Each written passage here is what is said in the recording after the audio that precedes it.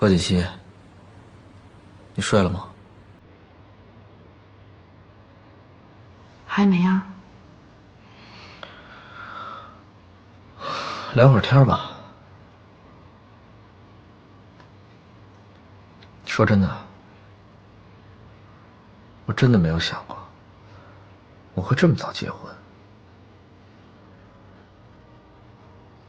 还有，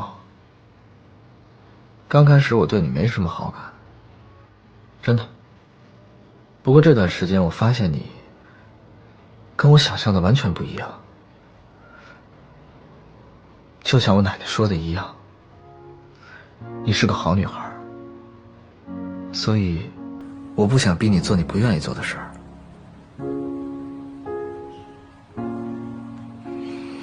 但是毕竟我们结婚了，我们以后还要生活在一起，所以我想，我们还是从男女朋友开始做起吧。你说呢？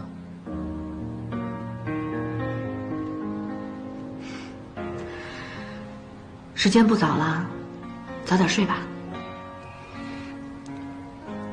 晚安。